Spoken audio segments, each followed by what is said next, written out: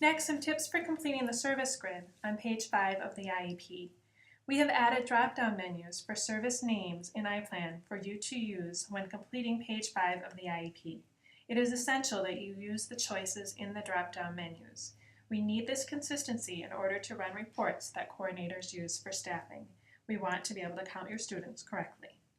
The service names are most likely a change for secondary staff who are used to listing classes in the service grid. Instead of class names, we need to list the type of service that is consistent with the student's IEP goal. For example, if the student has an organizational skills goal, the service is listed as organization/study skills, rather than a course name such as academic prep. Class names will be listed in the course of study section for students in grade 9 or higher. Middle schools may wish to clarify which services will be provided in which courses in the LRE statement when explaining to parents when their son or daughter will be educated outside the general education setting. Let's look at an example for more clarification. Here's a sample service grid to illustrate a few points. You'll notice that the services are aligned with IEP goals on the student's IEP. This student has a math goal and a daily math class in a special education setting. This IEP was likely written in the spring following a meeting on June 1st. Since counting out 10 school days plus 14 calendar days would put the start date sometime in the summer, the start date has been changed to reflect that these services will begin on the first day of school. The end date is 1 year from the date of the IEP meeting. This student has a writing goal. She is in a regular education English class with a special education teacher working with students on writing in this setting 4 times a week for 20 minutes. This student is also in a special education English class 5 days per week to address her reading goal. She also has goals in organizational skills and anxiety management. She is in an academic prep class with her case manager to work on organization and managing her anxiety.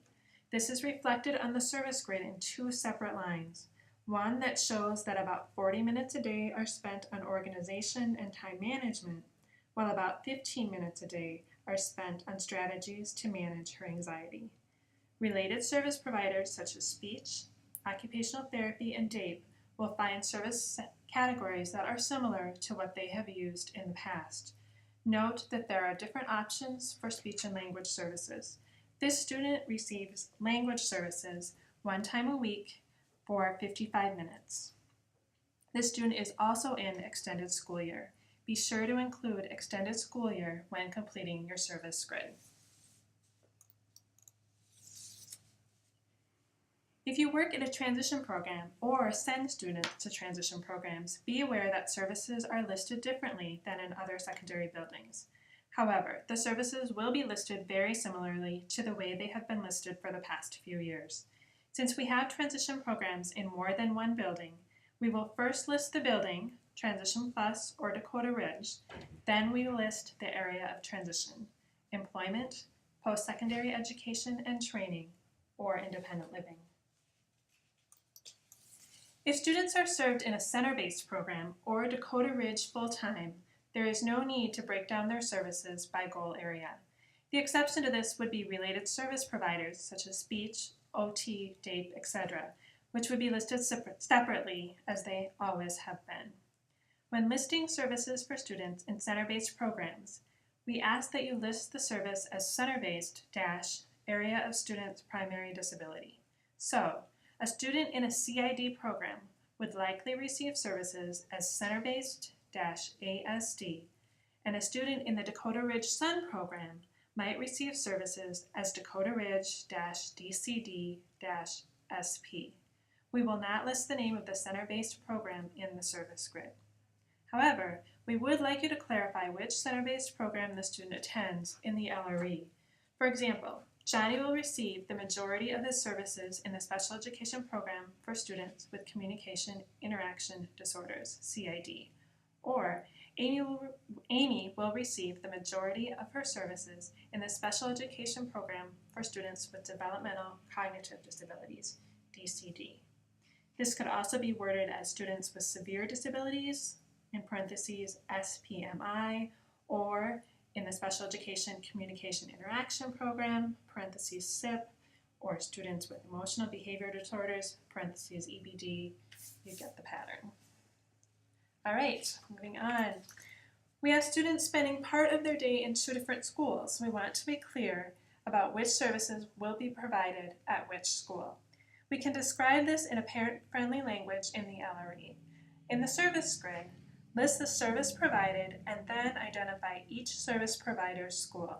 For example, Dakota Ridge Special Education Teacher and Apple Valley High School Special Education Teacher. Let's look at an example. This student spends 2.5 hours at Dakota Ridge in the morning and then heads to Apple Valley High School to take a special education math class, a class with DCD students designed to teach functional skills, and then participates in a work experience class back at Dakota Ridge. I can identify the school by the school listed with each service provider.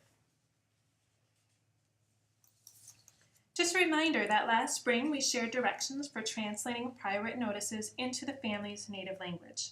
If you click on the form number in the slide above, you'll be able to read the directions. Remember that you do need to translate prior written notices into the family's language if they are not able to read English. We do have the forms themselves translated into several languages, so you'll usually be asking for translation of your responses to the 5 prior written notice questions. I'm going to stop you there and Okay. I'll cut that out. They can't click this when it becomes a movie. Okay. Okay? So start this one again. Okay. They won't be able to click this Okay. unless you're sending them the PowerPoint. So how can we make it so that they can just look up the form? Right. What I need to Yep. say? Okay. Yep. There was another one like that at the beginning. I didn't We'll catch need to- that. Okay, we'll need to redo that one. Okay. Okay, so let's just start the slide over. Yep. Go. Just a reminder that last spring we shared directions for translating prior written notices into the family's native language.